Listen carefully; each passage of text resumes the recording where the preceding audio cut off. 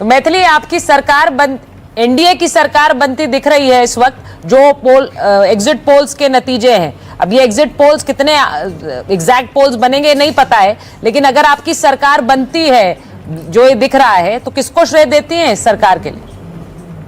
बिल्कुल, मोदी जी और नीतीश जी को लेकर के जो बिहार के लोगों में उत्साह है, ये मैंने अपने विधानसभा क्षेत्र में कैंपेन के दौरान महसूस किया है। जितनी महिलाएं हैं और जितने फर्स्ट टाइम वोटर्स हैं, जितने बुजुर्ग हैं, वो तो खासकर बहुत प्रभावित हैं कि कैसा आने वाला समय होगा बिहार के लिए। और मोदी जी के साथ मिलकर के नीतीश जी जब काम में आएंगे तो क्या क्या क्या होगा नया नया बिहार में। तो ये जोड़ी तो रही है बिहार में मैथिली, ये जोड़ी तो बिहार के लिए रही है। लेकिन मैं पहली बार राजनीति में आई हूँ ना, तो इसीलिए मेरे लिए ये एक बड़ा एक्सपीरियंस है, क्योंकि मोदी जी के प्रत्याशी के रूप में मैं अगर खुद के नजरिए से देखूं तो मेरे लिए सब कुछ नया नया है और मेरा उत्साह कहीं से भी ज्यादा बड़ा है कि आने वाले समय में मैं कैसे कंट्रीब्यूट करने वाली हूँ अपनी विधानसभा में। हमारे साथ हमारे सहयोगी विकास भी जुड़े हुए हैं मैथिली, वो आपसे कुछ पूछना चाह रहे हैं। विकास, ओवर टू यू। आज हमें ये महसूस हुआ कि शायद आप राजनीति में या तो समय से पहले आ गए हैं या फिर आप राजनीति में नहीं आना चाहते थे और आपको धकेल दिया गया है, क्या सही है? तीसरी बात ये जो सही है कि मैं सोच समझ करके आई हूँ और मुझे ये अपॉर्चुनिटी जब मिली तब मेरे लिए लगा कि इतनी बड़ी चीज़ मुझे कैसे मिल सकती है। तो बहुत ही समय लेकर के मैंने सोचा है, अपने मन को तैयार किया है। और जब मैं आई हूँ तो शुरू के 4-5 दिन मेरे लिए बिल्कुल डिफिकल्ट थे, नो डाउट। बहुत रो भी रही थी मैं शुरू में कि मैं कैसे कर पाऊंगी, क्या मैं जस्टिफाई कर पाऊंगी ये जितनी बड़ी रिस्पॉन्सिबिलिटी मिली है। लेकिन मुझे पूरा विश्वास है खुद पर कि मैं आने वाले समय में अपने काम से साबित करूंगी कि ये जो एक अपॉर्चुनिटी एक 25 साल की लड़की को दी गई है वो व्यर्थ नहीं, एक अवसर जो मुझे दिया गया है। अब आप पॉलिटिक्स सीख गए मैथिली? मुझे नहीं लगता कि मैं पॉलिटिक्स सीखने के लिए आई हूँ। मुझे ये लगता है कि जेन्युइनली मैं लोगों की सेवा करने के लिए, उनकी बात सुनने के लिए, समझने के लिए एक पर्सनल मैनिफेस्टो जो अपने क्षेत्र के लिए तैयार किया है उसको पूरा करने के लिए। मैं एक छोटी सी बात ये कहना चाह रहा हूँ मैथिली, आपसे भी और तमाम दर्शकों से भी, कि जब हमको 18 साल की उम्र में वोट डालकर अपना प्रतिनिधि चुनने का अधिकार मिल सकता है, तो हम 25 साल की उम्र में चुनाव लड़कर प्रतिनिधि क्यों नहीं बन सकते हैं? इसमें क्या गलत है? मैथिली, आपने जो किया वो बिल्कुल जेन्युइन काम था। कोई भी किसी को भी करना चाहिए जिसको भी लगता है कि वो राजनीति के जरिए जनसेवा करना चाहता है, देश सेवा करना चाहता है।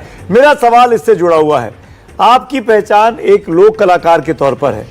क्या मैथिली ठाकुर अगर विधायक बन जाती हैं अलीनगर से, तो क्या मैं मैथिली की सुरीली आवाज, मधुर आवाज देख पाऊंगा, सुन पाऊंगा, या अब आप पूरी तरीके से राजनीति में जनता की सेवा में लग जाएंगी और गीत संगीत केवल घर तक सीमित रह जाएगा? नहीं, गीत संगीत एक जॉब नहीं है मेरे लिए जिससे मैं इस्तीफा दे करके राजनीति में आने की तैयारी में लगी हूँ। गीत संगीत मेरे अंदर ऐसे बसा हुआ है, फिर मैं गीत संगीत में ऐसे घुसी हुई हूँ कि जब तक मैं जीवित रहूंगी तब तक मैं गाऊंगी और लोगों को सुनूंगी। सवाल का जवाब आप सुरीली आवाज में दे सकते हैं। तो अपने ही क्षेत्र से जुड़ी हुई, क्योंकि आज मैं बहुत ऐसी जगह पर गई हूँ जहाँ पे सीताराम जी के दर्शन हुए, तो उनको उनकी छवि अभी भी नजरों के सामने है। तो एक भजन सुना रही हूँ जी। बहिन सिया सुकुमारी, धिया जनक दुलारी, धिया जनक दुलारी, रघुवर कैलनि ससुरारी, जनकपुर में। हे राम जी कैलनि ससुरारी, जनकपुर में।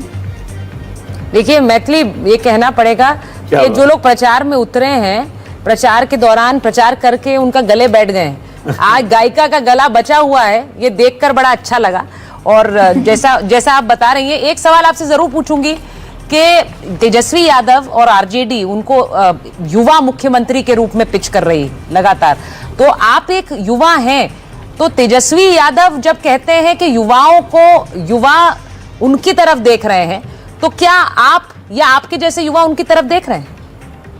देखिए, अब मैं बिल्कुल खुले मन से अपने पार्टी के लिए एक भावना रखती हूँ कि मुझे आगे इसी में अपनी सेवा करनी है। तो मैं ये चाहती हूँ कि मैं अपने ऊपर फोकस करते हुए कि मैं अपने विधानसभा क्षेत्र में मैं क्या क्या करूंगी। बाकी ये जो बड़े बड़े सवाल है, इसको डील करने के लिए वरिष्ठ नेता है जिनका 50 सालों का एक्सपीरियंस रहा हो।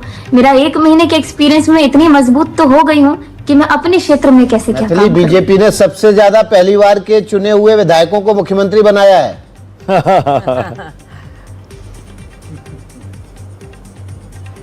जी, मतलब विकास इशारा कर रहे हैं कि आप पहली बार चुनकर भी मुख्यमंत्री बन सकती हैं भाई मैथिली। अच्छा, ओके। नहीं, मैं कोई बड़ी मंशा लेकर के या बहुत ज्यादा मेरे क्या बोलते सपने लेकर के नहीं, मैं बहुत रियलिटी बेस्ड काम में ज्यादा विश्वास रखती हूँ। मुझे लगता है मैं सीख रही हूँ और लोगों का मानना होगा, जो पार्टी निर्देश करेगी वो तो मैं आगे करूंगी। लेकिन हाँ, मेरे लिए सबसे इम्पोर्टेंट चीज है कि लोग मुझसे प्रभावित होकर के अपने भी बच्चों को आगे बढ़ाएं। जो एक पॉलिटिक्स के लिए जो मन में है लोगों के कि बहुत बड़ी गंदगी है, इसमें बच्चों को नहीं ढकेलना चाहिए, तो ये मिथ्या को मैं तोड़ पाऊं और मैं कुछ अच्छा करूं। मैथिली, राजनीति में जो लोग आते हैं या राजनीति में जो लोग हिस्सा लेते हैं, उनके बारे में कहा जाता है कि उनको मोटी चमड़ी का होना चाहिए, उन पर कुछ पर्सनल आक्षेप बहुत लगते हैं। इसका क्या आपको इस बात का डर कभी लगता है? मुझे पता है, जब भी मैं जितने भी बार भगवान के सामने में मैंने माथा झुकाया है, तो मैं एक ही चीज मांगते आई हूँ कि मेरी संवेदनाएं कम ना हो, ना खत्म हो, मेरी इमोशंस हमेशा जैसे है वैसे इंटैक्ट रहें, ताकि मैं लोगों को और अच्छे से समझ पाऊँ। मोटी चमड़ी का मुझे ना बनाए भगवान, लेकिन मुझे ये ताकत दे कि मैं और सह पाऊँ, क्योंकि ऑन ग्राउंड मैं देख रही हूँ लोगों का बहुत प्यार मिल रहा है, लेकिन ऑन सोशल मीडिया जिनका कोई लेना देना नहीं है बिहार से, जिनकी आईडीज पे 0 फॉलोअर्स है, क्योंकि वो तुरंत बनते हैं बॉट कमेंट करने के लिए, फिर डीएक्टिवेट हो जाते हैं। वो लोग बहुत ही गलत गालियां देते हैं मेरे सोशल मीडिया पे आकर के। तो बस मुझे ये शक्ति दे भगवान की मैं ये सबको चीर करके आगे अपने उद्देश्य को देख के आगे बढ़ूं। अब आगे बढ़ते हैं। आप आज एग्जिट पोल के रुझान सामने आए हैं। जी सुचारिता, आप सवाल ले लीजिए, मैं बाद में सवाल ले लूंगा, क्योंकि मैं चाह रहा था कि एग्जिट पोल के रुझान पर कुछ बधाई गीत हो जाता अगर मैथिली की तरफ से। बिल्कुल, अगर मैथिली गाना चाहें एक बधाई गीत, अगर ये एग्जिट पोल्स आपके फेवर में है, मैथिली सरकार बनती दिख रही है एनडीए की। मैंने ये सब को लेकर के तो मैं गीत नहीं गाती हूँ, मैं बिल्कुल भक्ति संगीत ज्यादा पसंद करती हूँ गाना और लोक संगीत। तो इस चुनाव के लिए मैंने गाने नहीं बनाए हैं। नहीं, तो भगवान का आशीर्वाद है, इसीलिए एग्जिट पोल में आप जीतती हुई दिख रही हैं, तो उन्हीं का स्मरण करके गा दीजिए। तो बधैया गीत हमारे यहाँ पे जैसे गाते हैं, बधैया बाजे आंगने में, बधैया बाजे आंगने में, बधैया बाजे आंगने में, बधैया बाजे आंगने में, बधैया बाजे आंगने में। बहुत ही सुंदर। और ये जो बधाई गीत आप गा रही हैं, अगर ये एग्जिट पोल्स सही साबित हुए तो नीतीश कुमार के नेतृत्व में आप काम करेंगी। नीतीश कुमार के नेतृत्व को कैसे देखती हैं? मैं उनको इस तरीके से ज्यादा समझ पा रही हूँ कि जितनी महिलाओं के बीच में आप जाएंगे ना, तो लोग जो महिलाएं जो आशीर्वाद देती है नीतीश कुमार जी को, तो वो देख करके, और खासकर जो यंग बच्चियां हैं जो मेरी उम्र की हैं, पता नहीं क्यों जैसे ही मैं उनके बीच में जाती हूँ तो सबसे पहले कि आप नीतीश जी वाली टीम से है ना, मोदी जी वाली टीम से है ना, तो हम आप ही को वोट देंगे। तो ये एक बहुत बड़ा फैक्टर रहा है जो मैंने खुद एक्सपीरियंस किया है। तो नीतीश जी के लिए भी एक गीत मेरी तरफ से सुना दीजिए। आपने सुचरिता की बात मान ली, आपने विकास की बात मान ली, एक मेरी भी दरख्वास्त है आपके आगे मैथिली जी। अरे बबुआ हमार महाराज हुई है, राजाधिराज हुई है हो, ए राजा जी धातु में हीरा पुखराज हुई है, सिरवा के ताज हुई है हो, ए राजा जी धातु में हीरा पुखराज हुई है, सिरवा के ताज हुई है हो। बहुत ही सुंदर, बहुत ही सुंदर। और हमारे साथ स्टूडियो में वरिष्ठ पत्रकार प्रभु चावला जी भी हैं। प्रभु जी, आप इन्हें सुन रहे हैं, मैथिली को आपने देखा, ये पहली बार चुनाव लड़ रही है। अभी कई सवालों में बहुत असहज भी हो जाती हैं, पर बहुत खुलकर बात कर रही हैं। अभी उनकी उम्र का जिस तरह से उनका राजनीति में आना, अभी उन्होंने कहा मुझे मोटी चमड़ी का नहीं होना है। आप उनसे कुछ कहना चाहेंगे, कुछ राजनीति की टिप्स? आपने तो इतने राजनेताओं को देख लिया है तो कुछ इन्हें टिप्स दीजिए। नहीं, मैंने सुना उनके ऊपर कॉन्फिडेंस इतना ज़्यादा है कि स्टेज पे काम करती हैं, जिस तरह से इलेक्शन से थक करके आई हैं और इसके कॉन्फिडेंस से बोल रही हैं, मेरे को लगता है कि सोच समझ के टिकट दिया गया उनको वो डिजर्व करती हैं, जो कुछ उनको मिला है। ये आपको मोहर मिल गई है प्रभु चावला जी की। Thank you. मैथिली, क्योंकि हाँ मैथिली, प्रभु सर ने तो तारीफ कर दी, लेकिन जमीन पे जब हम लोग घूम रहे थे वहां पे तो कहा गया कि आपके लिए, मतलब माफी के साथ मैं पूछना चाहता हूं पूरे हम्बलनेस के साथ, कि जो स्थानीय बीजेपी के नेता थे, जो वहां के विधायक रहे, वो लोग नाराज थे, उनके समर्थक नाराज थे, उनको आपने कैसे समझाया? क्या वो अब आपके साथ हैं? सबसे पहला एक नरेशन जो मेरे प्रति नैरेटिव सेट किया गया था कि ये बाहरी लड़की है, इसका तो कुछ पता ही नहीं है, तो उसको तोड़ने में मुझे थोड़ा समय लगा। और जैसे ही वो नरेशन लोगों के मन में बदला तो लोगों ने मुझे बहुत समर्थन देना शुरू किया।